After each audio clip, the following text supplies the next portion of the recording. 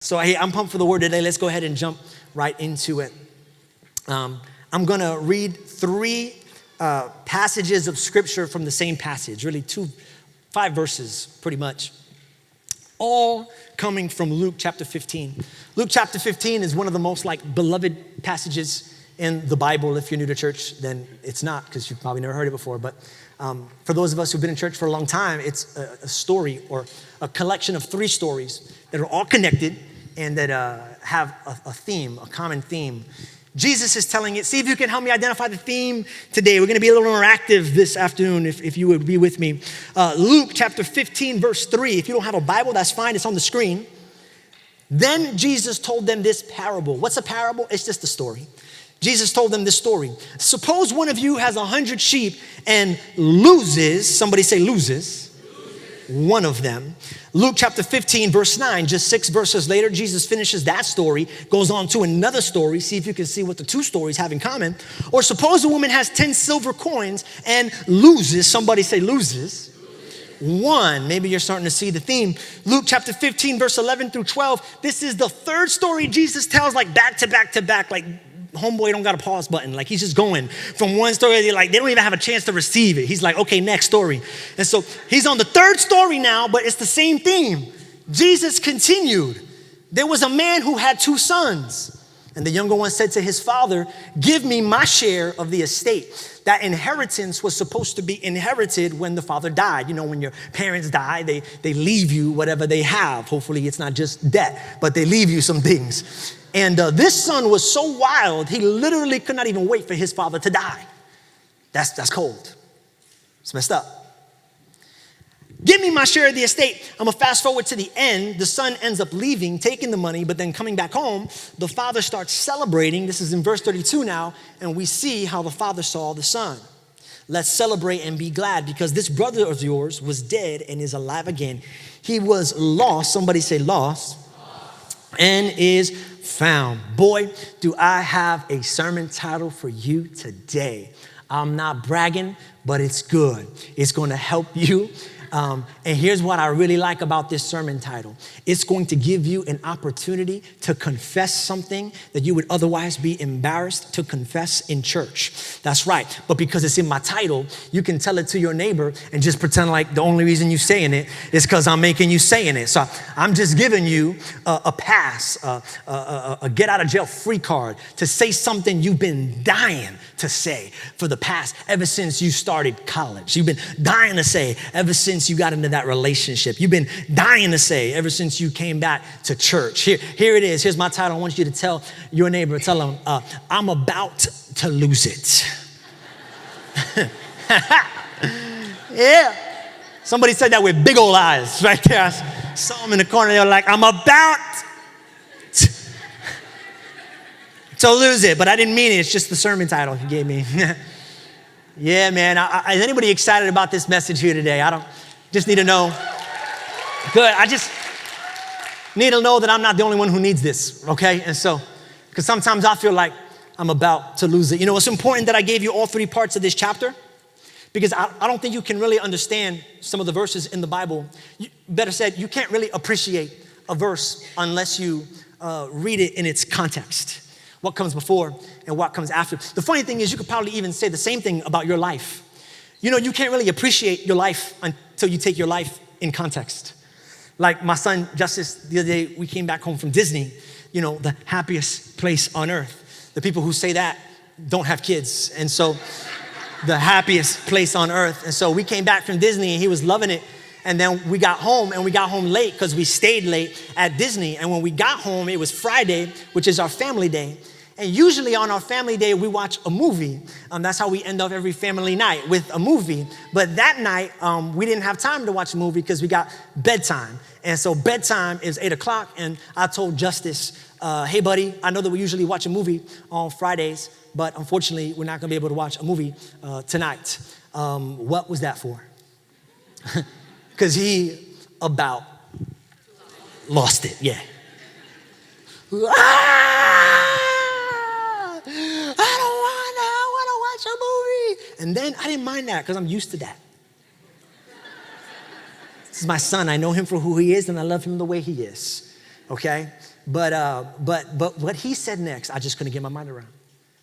After coming home from Disney, he had the audacity to look at me and say, tears in his eyes, hyperventilating, "This is the worst day ever." And I was like, the worst? I don't know why. I was like, there are kids in Africa. That's like my go-to. My go-to is always the kids in Africa. I think I learned that from my parents. I'm like, who are these kids? I don't know them, but they're out there somewhere. I'm like, the worst day, bro? Honestly, the worst day? I'm like, I don't mean to infringe on your perspective, but could it be that you are taking your moment just a little bit out of context?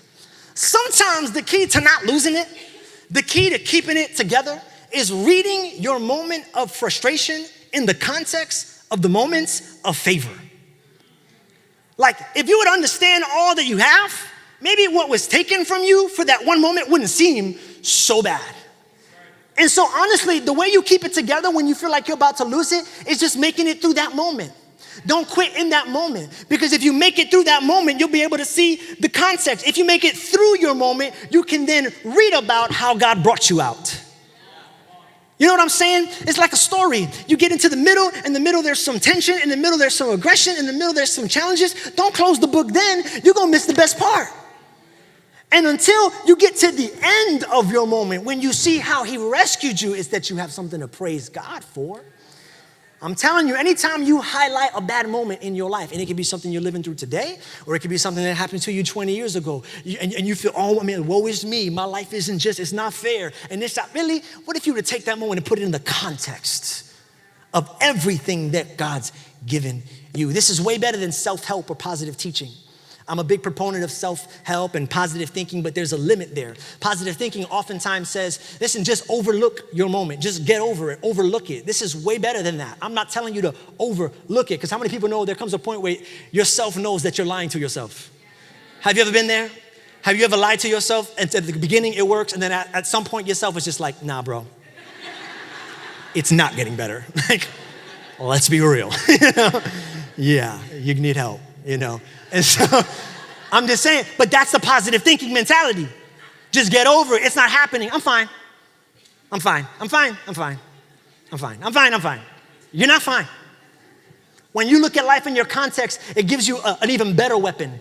Not so you don't have to overlook your moment. You can understand your moments. And when I look at my moment in the middle, it don't make sense. But when I look at my moment after, I go, oh, I see what you did there. I see why you took that person out of my life. It makes sense now. If I'd have overlooked it, I wouldn't be able to appreciate it. But now that I made it through, I can understand. You were with me all along. Woo! Sure glad I didn't close the book in that chapter. The context begins with understanding. And in this passage, the context is super important, because Jesus is just like the ultimate storyteller, you know? And you know, every great storyteller always starts by setting the scene. It was a dark and stormy night. The breeze willowed over the sun. I don't know. You know what I'm talking about, though. Setting the scene, you know? And so he begins to set the scene, and that's the context of this story. And the context of this story is the title of our 2-week sermon series that we're in right now. It's home. I know you might have missed it because I only gave you the snippets. I didn't think I'd say snippet today, but the snippets of this verse. But you know that the context home, because when he talks about the sheep, he's talking about something that's been lost just outside of the home. When he talks about the coin, he's talking about something that was lost in the home. When he talks about the son, he's talking about something that was lost far away from home. And so the context of this passage is home. And that's significant for 2 reasons. One, it establishes the perspective of the story. Like if you study parables in Bible school, like parables are really cool because you can put yourself in any position of the story. Like you could be the sheep and then try to read the story through the perspective of the sheep. And you're like, oh, I'm bad. That was a whack joke. That's a whack joke. Don't laugh at that. That was not good. Don't laugh at that. That was corny. Don't laugh. You're going to encourage me and they're going to get worse. Don't say it. You can put yourself in the perspective of the coin. You can put yourself in the perspective of the son. But when we know that the context is the home, we understand that Jesus' intended perspective in this parable is the perspective of not someone who is lost, but catch this, someone who's lost something. That's how I want to talk to you today. Someone who's lost something. Another thing that the context helps us understand is that the definition of lost, that lost is not a location, but a separation. What do I mean by that? Well, like the coin, for example, where was the coin lost? The coin was lost in the house. And someone could argue, if they try to be smart, that the coin was never lost. It was just misplaced because it was in the house all along. Yet the coin was lost. Why? Because it's not about location that determined that it was lost. What made it lost was that its separation with the connection to the one who it belonged to. Separation is what makes a thing lost, not its location. Why is that important? Because if you think that being lost is a location, then you'll keep trying to point to or locate the source of your frustration. And so you'll point to a person and try and locate him and be like, you right there, you're the reason why I'm about to lose it. You'll point to the person you came to church with today, you know, your boyfriend or your girlfriend or your husband or your wife, and you'll be like, you? If you don't start putting your socks in the hamper, I'm gonna lose it. I'm about to lose it. I'm gonna lose it. Some of you, you left your kids in children's church, but if they were here, you'd be like, I love you and I'm so glad that you came into my life, but if you hit your brother one more time, I'm about to, I swear I will. Or maybe you'll point to an employer who continues to bless you with overtime. Trying to help you cover your bills, bro. There are other people that work here. I know it. But I blocked off Sunday. If you make me work one more Sunday, I'm about to Christian lose it on you, okay? You know what Christian lose it is. We just quote Bible verses over their life. Just swarm of locusts in Jesus' name right now. Bible curse, that's Bible cursing. You know, a storm. Next time we're on a boat, storms. Just, I don't know. Preaching is fun. But your problem is not a problem. And when you understand that being lost isn't a location, that it's a separation, it helps you. And anything, you just give God thanks for your problem because your problem actually reveals the actual issue, which is not that you got a problem, it's that you become disconnected. Oh yeah.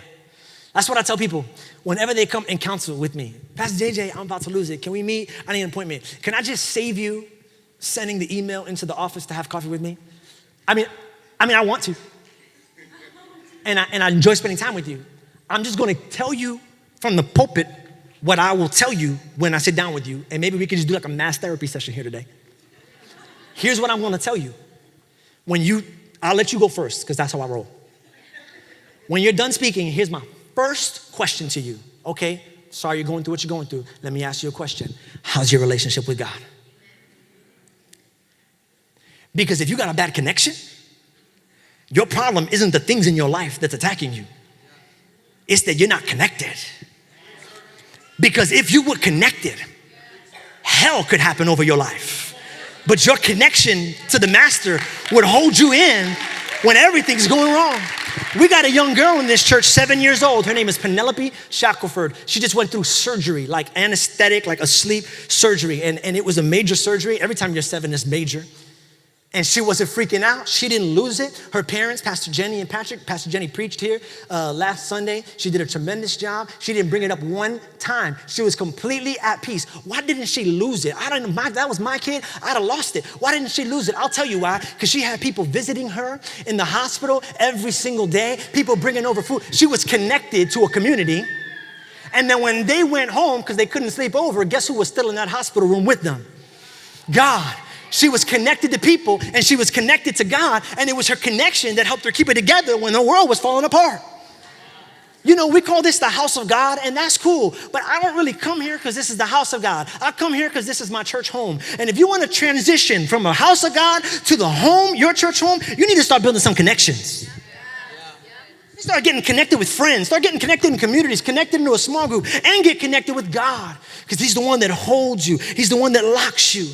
You gotta hold on. You gotta hold on. Honestly, I could just close the message right now with 22. I thought about it. I prayed about it. Preaching a 7-minute message and just walking off right here. Because I mean it. Listen to me. 9 out of 10 times, this is the reason why you're going through what you're going through. Right here, you just lost the connection. And if you would just reestablish the connection, you would rediscover your peace. You'd be able to hold it together, all right? And so save you the therapy session with me. If after you pray, you're still going through what you're going through, hit me up, we'll sit down, my treat.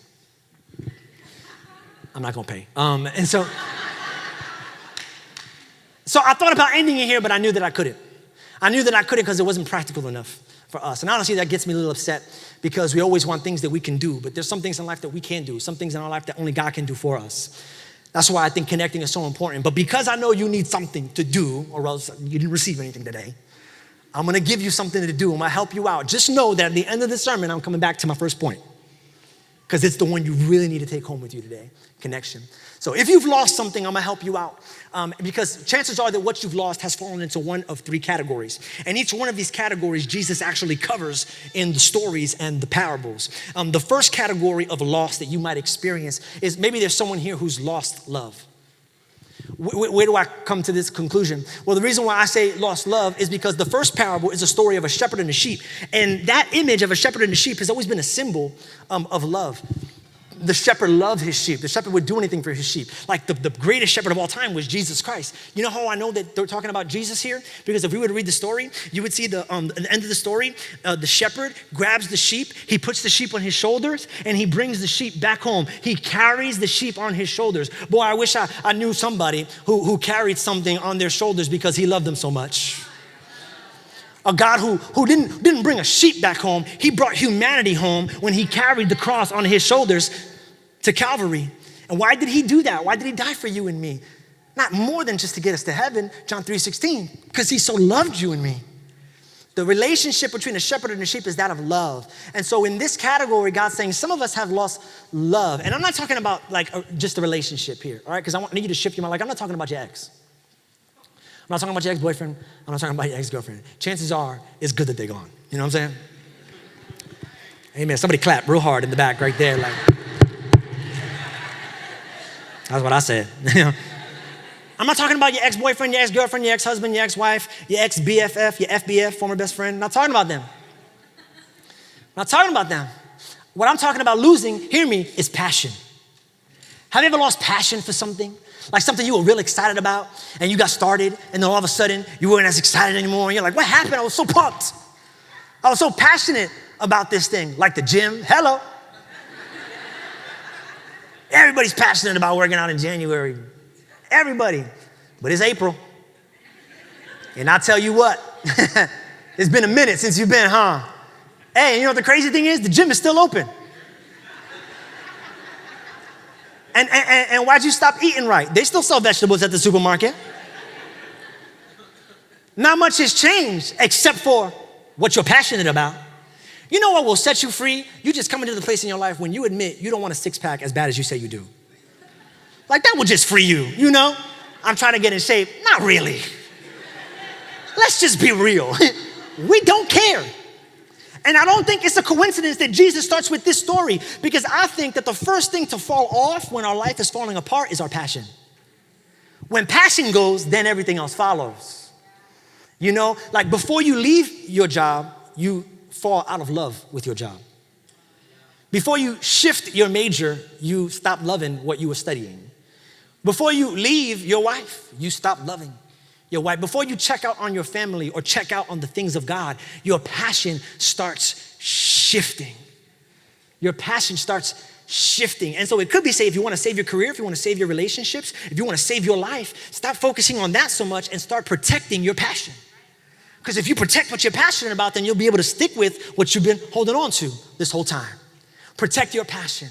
All right, and protect is the right word, because protection, just like that, because passion, just like that sheep, is real important to understand this. It wanders. You know, sheep, they wander. And once you understand that passion wanders and that it's not a bad thing, that it's just natural, it'll help you shake the shame of your apathy.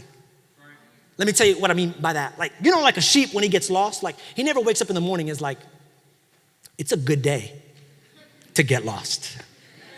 You know, I've been thinking about it and not really feeling the scene here in the pen. I really don't like that shepherd. He's always feeding me, always telling me where to go. I'll go where I want to go.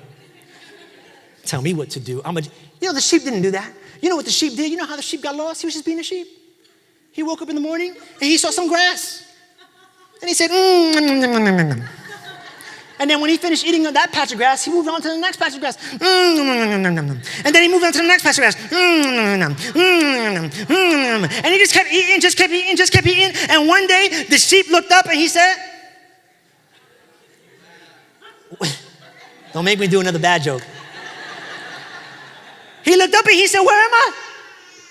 This wasn't my plan. I was just eating. I was just tracing the grass. You know, I used to feel bad when I would wake up in the morning and not want to pray.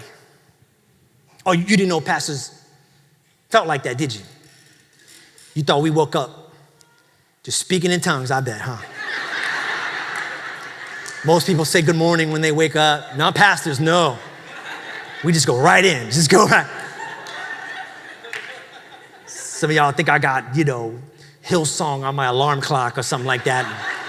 Stephen Curtis Chapman or something like that. No, not at all. And I used to feel guilty. I used to feel bad when it was a family Friday and I'm supposed to be wanting to spend it with my kids, but I'm so exhausted from the week of work that I honestly don't want to play with them. Can I be real?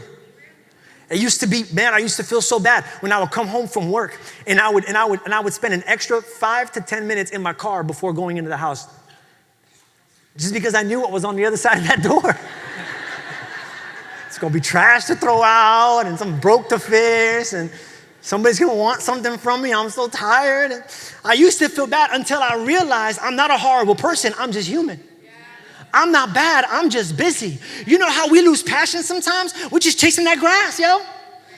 We're just trying to survive. We're just trying to eat. Like I gotta put food on the table. And so I'm so busy trying to live, so busy trying to make it till tomorrow that sometimes passion just goes. Can we stop blaming the devil for losing our passion? And stop blaming God. You know why we stop getting passionate? Because of life, period. And when you understand that, you can stop wasting time feeling guilty and start investing time figuring out where you want to go. I'll tell you, it frees you once you understand it. That I'm sorry I feel this way. I'm not proud of the fact that I feel this way, but I'm not gonna feel bad about it either. I'm gonna just move forward. It's natural. And so here's how you do it. Once you realize you're not where you wanna be, here's what you gotta do. You gotta protect your passion. How do you do it? You set up boundaries. Like a shepherd. When a shepherd wants to keep their sheep, what do? They set up fences. Check your fences, man. Check your fences. You gotta set up boundaries. You know that you won't catch me on a Saturday night? I am not coming to your birthday party on a Saturday night. I'm not. You know why? Because I gotta protect my passion for this pulpit. So every Saturday night, every Saturday after 12, all I'm doing is studying the word and reflecting on what I gotta share with you guys, because when I grab this microphone, I wanna be excited about it. I gotta protect my passion. You'll never talk to me on a Friday. People are finding that out when they text me on Friday and I don't text back. I wonder what's going through their mind, but I don't care. Because you know what I care more than about your opinion? Is protecting the passion for my family. That's my Friday, that's my family. I'm gonna protect that.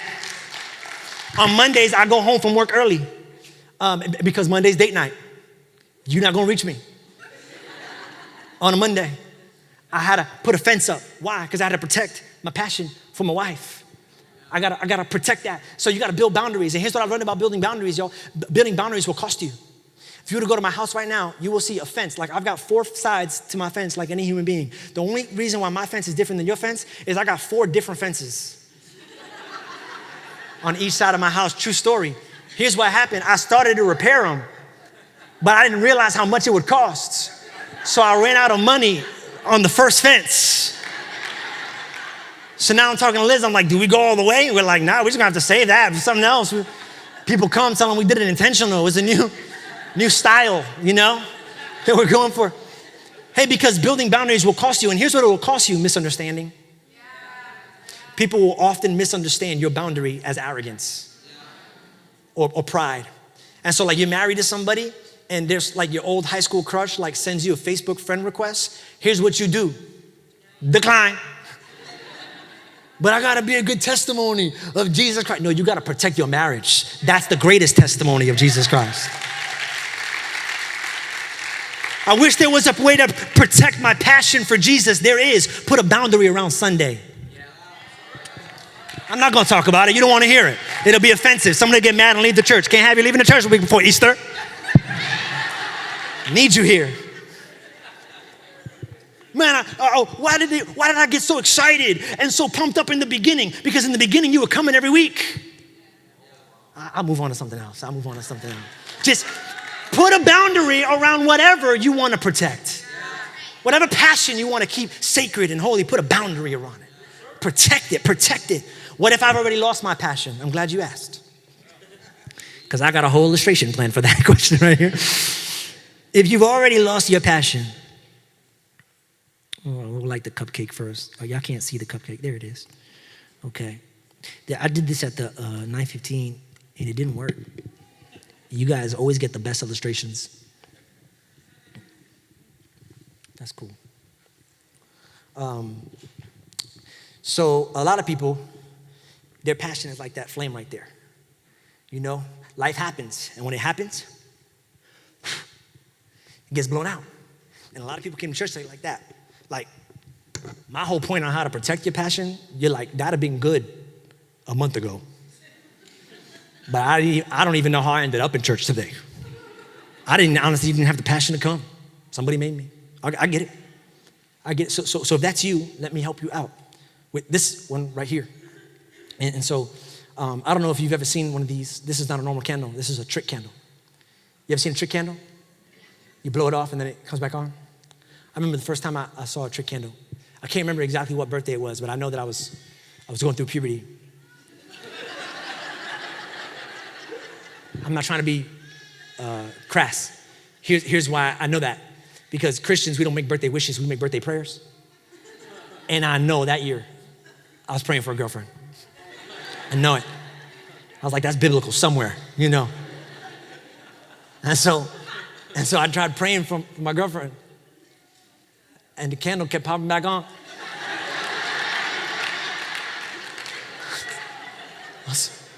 I didn't know it was a trick candle. I was bugging out. I was like, God wants me to be single forever. I was like, no, in Jesus' name. Ow. You ever seen one of these? See that? I wanted to preach to you with this candle. Last night, I spent close to 2 hours trying to think of a way to preach this to you because I just saw the visual and I thought, oh, that's cool. And here's how I was gonna preach it. I was gonna be like, sometimes, you know, the devil's gonna blow you out, but when he blows you out, you're gonna turn back on. And then that's gonna be my illustration.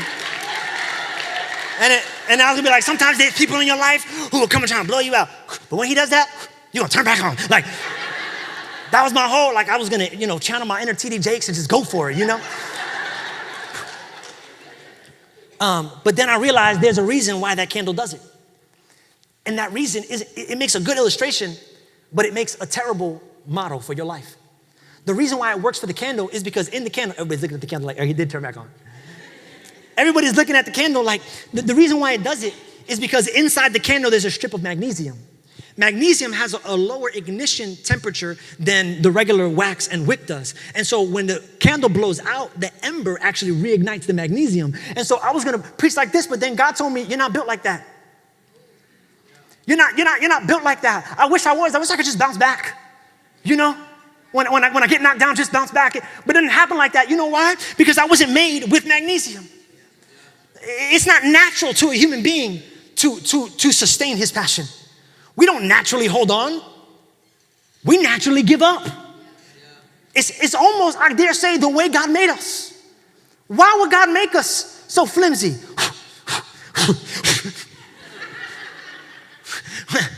We thought of everything, you see. I'm gonna tell you why. God said, I can't make you from magnesium because if I had made you from magnesium, you'd have no need for the match. If you were made of magnesium, you would only need me in your life one time. And then once I got you through what I got you through, you leave me alone.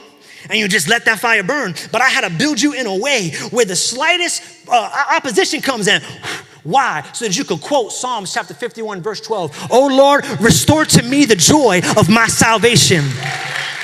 Restore to me the joy of my salvation. God built you in a way where every time you went out, you'd come back to him and go, oh, Father, would you light me up again? I need your fire. I need your spirit. I need your power. I can't do it by myself. I keep going out. Every time it gets hard, Jesus, light me up. Light me up. I need you, Jesus. I need you. I remember 120 people in the book of Acts were about to give up until the Spirit of God came and descended like tongues of fire. Said, I got you before you leave. I got you. Losing passion for your marriage, bring it to the Lord. God, reignite that passion. I need it. Losing passion for the things of God, Lord, ignite me once again for you. I need you. I need you. I need you. I need you. I need you. I need you. Second story is the story of a lost coin. A lost coin. That's really significant, the coin. We can't infer too much because we don't have all the details of the story. But there are some details that do paint a bigger picture. For example, this woman lost the coin. Well, in order to lose the coin, she had to first be aware of the fact that she didn't have all the coins. In order to be aware of the fact that she didn't have all the coins, she must have been counting the coins. If she was counting the coins, here's where I make my theological leap. She must have been getting ready to buy something. That's the only time I check my bank account. You know what I'm saying? Like I really want something. And I'm like, let me check real quick. Nope, can't do it. Here's my theory. She has been saving for something. Like saving and working and working. And she's about to go to the store and get the thing she's been working for, get the thing she's been praying for. And when she goes, she realized she has one less than she thought she did. Have you ever been saving up for something and then some type of unplanned expense came and just blows up your whole plans? AC goes out. You know, things in your car break that you can't even pronounce. You're like, do I need that, really? Brakes, are they that important? I'll just Flintstone it, you know? I just don't have the money right now. The way my bank accounts are tied, I don't have the way to get in there right now. It's interesting to me because she was working towards something and all of a sudden she had a setback. I think another category for people who are losing are people who feel like they're losing ground. Like they've been working towards something, and then even though they've been working towards it, something bad happens, and now they're going backwards. You know what I'm saying? Like maybe there's a couple in here, like you've been doing really well lately, like you used to have problems, and then like you brought it to the Lord, you went on like a 21-day fast, and it's been going great, and then one day you have like the worst fight that you've ever had in 2 years, and all of a sudden you're like, what happened? I thought we were here. Come find out we're here. What happened? Or maybe there's somebody here who today may be struggling with addiction. And like you've been incident free for 5 months, but then in 1 week, you do 5 times what you hadn't done once in 5 months. I don't know if I'm talking to anybody today. And you're like, man, what happened? I was doing so good. Now it feels like I'm losing. I'm just talking to anybody today who feels like they're going backwards. Going backwards. If that's you, let me tell you 2 things. One, I'm gonna hit this real quick. One is practical and one will help your heart. I felt bad for this lady until I read what she did. Can you show it, Luke chapter 15? Or suppose a woman has 10 silver coins and loses one, doesn't she light a lamp? Sweep the house. I felt bad for her. I was like, you lost a coin, I feel so bad for you. Until I realized that she was a messy woman. Did you catch that? She said, I lost it because my house was a mess. But then when I cleaned up and got organized, I found it. Let me just help somebody. Stop blaming other people for your lack of organization.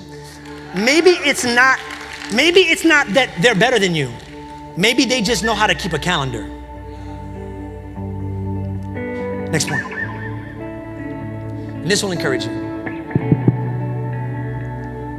She searched carefully. The King James says search diligently. In other words, didn't give up. She searched and she didn't give up. You know why? Because she knew that the coin was in the house. It was in the house. I told Justice the other day, we lost our Apple TV remote. I don't know if you have one of these, but they are perfectly sized to fit into any crevice. Lose it all the time. And he wasn't helping me look for it, so I lied to him, like a good parent does. I said, if you don't find that remote, we are never gonna watch TV again. Because that remote has a special connection with that TV, and they can only work with each other. he lost it.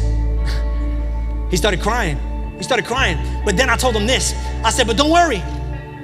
He said, why? I said, because the TV remote can do a lot. Yeah, it can play movies. It can play songs. It can tell you the weather. But there's one thing that remote can't do. He said, what's that, Daddy? I said, it can't walk.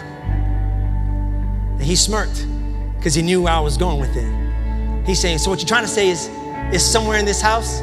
I say, yeah, so you can calm down. He started flipping over cushions. He took all his toys out, took them all out, started looking for it. It was like he had a revelation that just because it wasn't in his hand didn't mean it wasn't in his house. Just because it's not in your hand doesn't mean it's not in your house. I'm losing ground, but it's not gone. I'm going backwards, but it's not over. I feel like I'm never gonna be the same person again. Yeah, but if you just hold on, if you just keep looking, where's my dream? I don't know, but I'm gonna go look for it. My dream is probably somewhere under this failure. My dream is probably somewhere under this setback. Where's my purpose? I don't know, but I'm gonna go find it because I know my purpose is somewhere in this house. And so I'm gonna move behind 2018 and see if I can find purpose. I'm gonna look at the 219. See if I can find my destiny. I'm not giving up. I'm holding on. I believe it's somewhere in my house. It's somewhere in my house. I might not be experiencing the promise, but I got a promise. I got a promise. Somebody say, I got a promise. I don't know where it is. I don't know how long it's going to take to find it, but I believe it's somewhere in this house. Stand on your feet if you close with me today. It's somewhere in this house. Don't give up because you're not holding what God said would be yours. You just got to keep turning every cushion over. Take out all the boxes. You'll find it. It's yours. He promised it. I'll give you the last story real quick because there's some people who say, well, what if you've already given up? I told you not to give up, but what if you've already given up? Let me help you with the third story, because the third story is not a story of a lost son. This son was a bad dude, and he was gone for many years. In English law, if you're gone for 7 years, you're presumed dead. There's no such law in the Hebrew times, but you gotta imagine that this son was gone for a lost time, because look what he says right here in verse 32. This brothers of yours was dead. Listen, in the Father's mind, this son wasn't just lost, he was dead. Because for some of us, the last category of lost is this, a lost cause. Have you ever lived with a lost cause? You know, some things are so lost that the word lost ceases to be an adequate adjective. It's so lost, it's dead. You got a child like that? Mom, dad? You got a husband, an ex-wife? Someone in your life, you got a friend like that, you got a dream like that, church? I'm just asking if there's something in your life that has been gone for so long, you don't even think it's alive anymore. If that's you, let me help you. I love the Father, because you know what the Father did when the son was gone? He thought he was dead. But you know what he did even though he thought he was dead? The Bible says he stood at the window and waited for his son to come home. And I'm so glad that he did, because the son was skittish. Here's how I like to think about it. What if the son had come back about halfway, had saw the home, got overwhelmed with guilt and shame and said, no, I'm turning back. But the Bible says that the father saw him halfway, ran out to meet him before he could turn back and said, no, you're coming home. Are you catching this? It wasn't just the mercy, it wasn't just the son who was a part of coming back home. It was the father's faith that made space for the promise to be fulfilled. So here's my question to you. I know we gotta have the faith to look for. That's what the first two stories were about. My question is, do we have the faith to wait for? Do you have the faith to wait for? Because this is out of your control. The sheep had no volition. If I want to bring the sheep home, I pick it up and I take it back. The coin had no volition. If I wanted to get the coin, I'll bring it back. But that boy had a choice. When you're in a situation where you lose something and the thing you lost is out of your control, you got no option but to have the faith to wait for.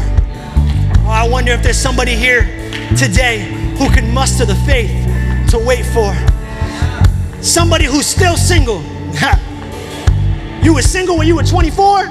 Now you're single and you're 42, number switched. Are you still single after all those years? Yeah, I'm still single, but I'm still waiting. Hey, you probably should get away from that window. Your son's never coming home. This is over. Nah, I'm still waiting. Are you still sick? Yeah, I'm still sick. How's the chemo going? Not good. You ought to give up on God. Nah, I'm still waiting.